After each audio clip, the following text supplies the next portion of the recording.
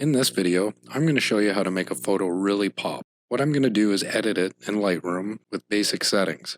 Then I'm going to bring it over into Photoshop and use a plugin called DxO ColorFX Pro. Now if you don't have ColorFX Pro, that's okay. I'm going to include a link down in the bottom of this video, and you can go to their website and download a 30-day trial. The trial is really great because you don't even need a credit card. You can simply go, sign up, and download the plugin.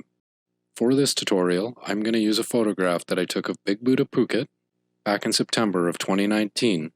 This was taken on a day when a thunderstorm was actually rolling in onto the mountain and the sun was behind Big Buddha. So it's left the sky completely washed out, and a lot of the detail seems to be missing from the statue. I shot this image using a Canon 6D Mark II using a 17-40mm wide-angle lens. First I'm going to make some changes to the image in Lightroom. So the first thing I'm going to do is turn all of the sharpening off.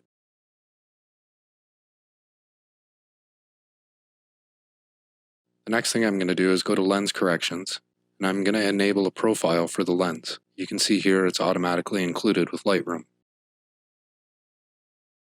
Now I'm going to scroll back up and get on to changing my settings. I'll start with the color profile.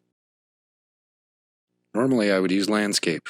You can see if I switch to landscape it makes things a bit too blue. Because I'm going to manipulate the color in ColorFX Pro, all I need to do is switch it to portrait. Next I'm going to go about to changing my settings. Because of the type of editing I'm going to be doing, I know it's going to lighten the image a little bit. I also know it was a rainy, overcast day, so I'm going to want to darken the sky a little bit. So I'll reduce my exposure. I'm going to drop my highlights down. Then I need to increase my shadows a little bit, and then adjust the whites and the blacks. I'm not going to add any contrast, I'm not going to use clarity or dehaze, I won't add any vibrance, and I'm not going to play with the saturation. I'm going to do all of that in Photoshop.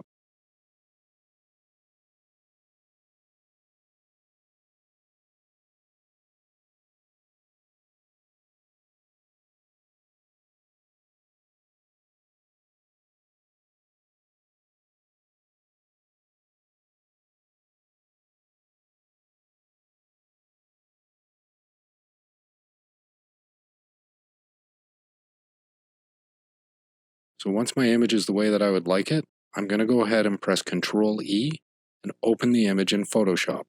This is just going to take a moment to load.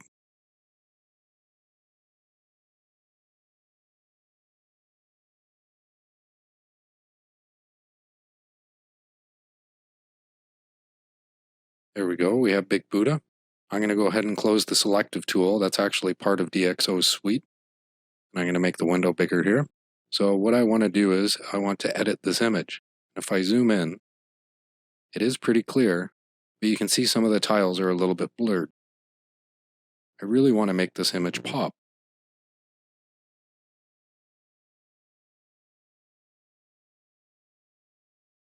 So I go up to Filter, and then go down to Nik Collection.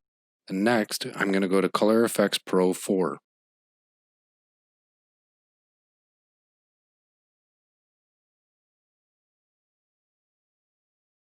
And apparently I have an update available. I'll do that later though, I'm really bad for not doing updates. So I'm going to go ahead and click Later. Now here I have all my recipes that I've made in the past, but I'm going to show you how to do this from scratch. So I go to Filter Library, and you can see in the right hand pane I already have a white neutralizer. If you don't have that, all you have to do is click Add on Filter and then add a white neutralizer. So once you have white neutralizer, you click Add Filter again, and you're going to add brilliance and warmth. Then again, I'm going to add filter. I'm going to go ahead and scroll down.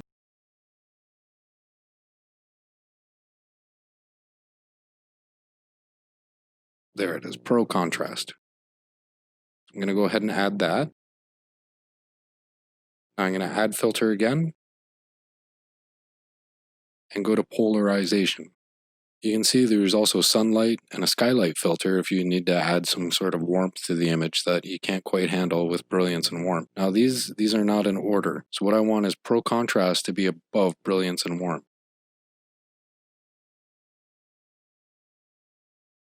So I need to drag this down and drop it. And just like that, I've reordered them. So I'm going to start with my white neutralizer up at the top. Now you can see right now it's trying to neutralize yellow. If I click on the eyedropper and then pick a part of the image, it's going to neutralize that as white. If you look up on the slider, neutralize whites is set to 92%. So anything that matches that color, it's trying to neutralize.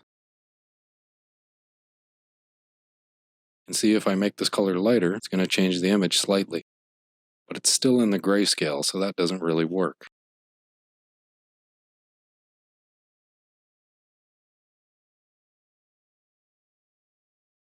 So I'm going to slide this back down to 0.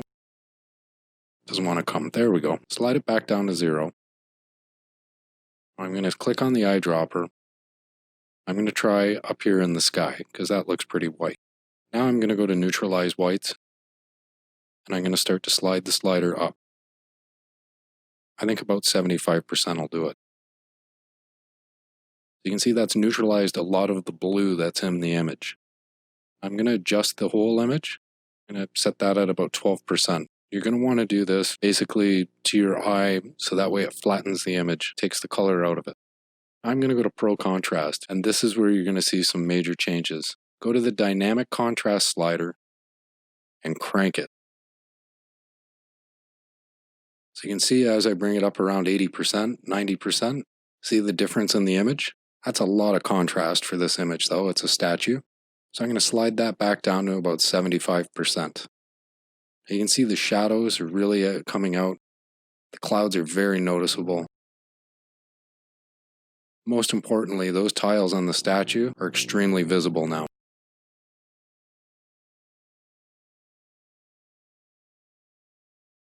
I'm going to try cranking this up a little bit more. Yeah, 85% seems to be good. Now you can adjust the shadows and you can adjust the highlights. When you turn up the shadows, it's going to make them brighter. When you turn up the highlights, it's going to make them darker. Personally, I don't like to play with that very much. You also have correct color cast and correct contrast. So this is basically like moving the contrast slider in Lightroom, and correct color contrast is going to try to fix the color. I'm going to fix the color myself, so I don't want to touch any of those. So next, I'm going to go down to brilliance and warmth. Now this is really cool. You can see there's a perceptual saturation. Watch what happens when I start to slide this slider. So you can see as I increase that a little bit, it adds some color back into the image, but doesn't take away from the fact that it was a rainy day. Now I'm going to adjust the warmth, and I'm going to play with this slider a little bit, because if I move it too far, it's going to make the image extremely yellow. But I want that warmth and brightness, because that sun was very bright behind Buddha, even though it was a rainy day.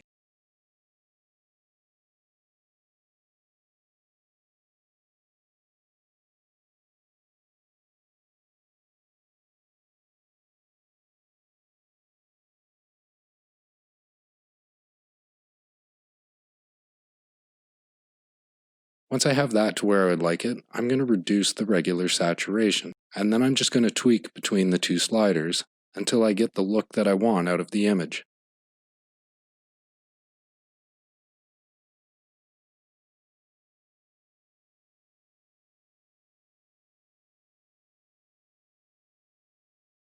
I'm going to increase the warmth here a little bit more, and you can see the sun behind the clouds is yellow, but the clouds have maintained their darkness.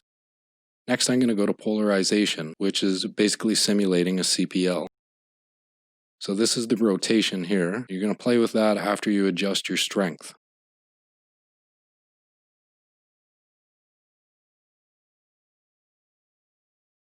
So I'm going to turn the strength up, and as I do that, I'm going to see much more contrast in the sky, just like if I used a CPL filter.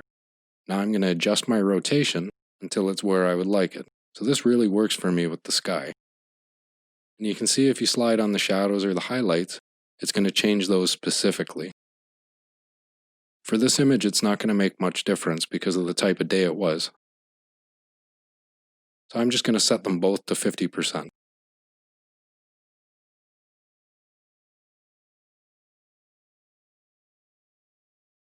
Now once I have that all completed and I'm happy with my image, all I have to do is click OK.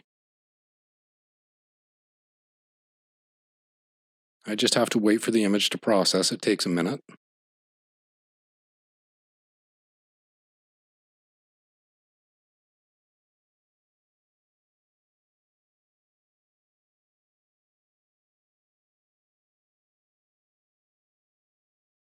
And already we can see a huge difference in the image. You can see there's much more shadow. The light is the proper color behind Buddha now to be the sun. And you can see the clouds. It was a stormy day. I just have to click on the layers here. You can see the ColorFX Pro 4 is its own layer. I can turn it off and turn it back on again. Huge difference, especially in the shadows.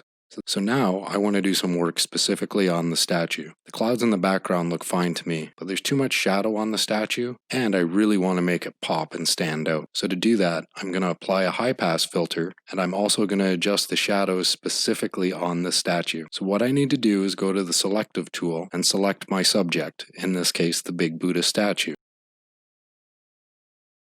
Now that I have the statue completely selected, I'm going to press Ctrl plus J. What this does is it makes a layer from the selection. Now that I have my new layer over on the right hand side, which as we can see is just the big Buddha statue, I want to apply a high pass filter. I want to do this before I adjust the shadows because it may lighten the statue. So with that layer selected, I'm going to go up to the top and go to Filter and go to Other and then High Pass. Now because this is a statue and it's very detailed, I'm going to want to use a fairly high pass. I think a radius of 4 pixels will probably look very good. So I enter in 4 and click OK. Now I need to change the blending mode. When you change the blending mode, you can see the high pass has a bunch of different effects.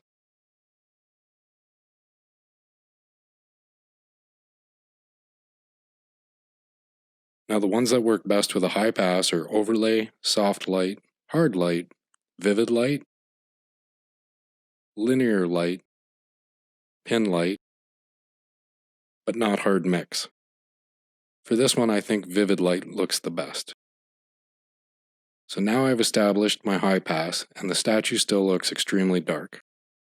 So to fix that, I'm just going to highlight the layer that I've already created with the high pass filter, and then I'm going to select the layer underneath.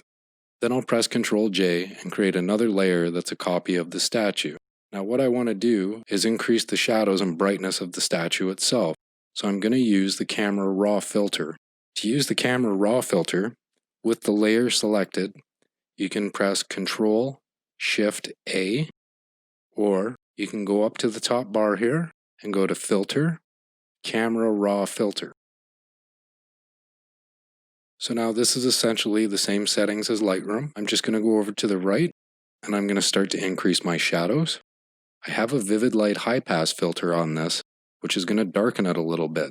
So I need to make it a little lighter. I'm going to reduce the highlights a little bit, and I'm going to reduce the blacks.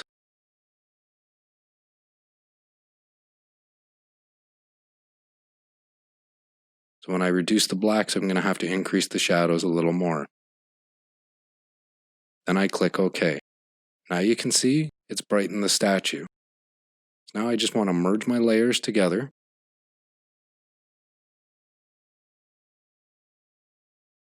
And I'm going to go up and close the image. When it asks me if I want to save it, I say yes. So now we've finished in Photoshop and we go back to Lightroom.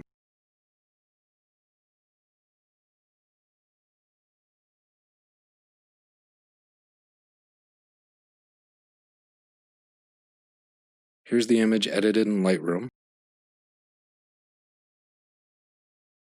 And here's the image edited in Photoshop. Lightroom, Photoshop. Major difference. Now I'm going to continue to adjust my settings. I'm going to increase my vibrance a little bit because the image looks a little flat.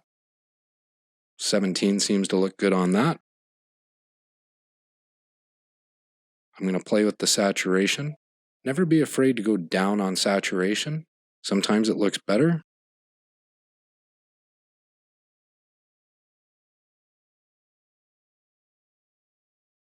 Notice the sky is starting to turn a little bit blue in the clouds. I'm going to put saturation to -6. I'm going to play with the shadows a little bit. brightening the image.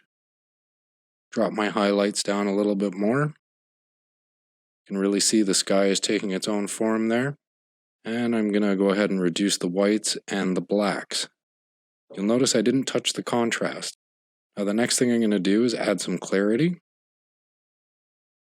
That darkens the image a little bit more. And of course, dehaze. Now by doing that, I've actually made the image too dark. So I'm going to want to tweak this down a little bit. This is all to personal taste at this point. I'm going to remove some of the saturation to get rid of some of that blue.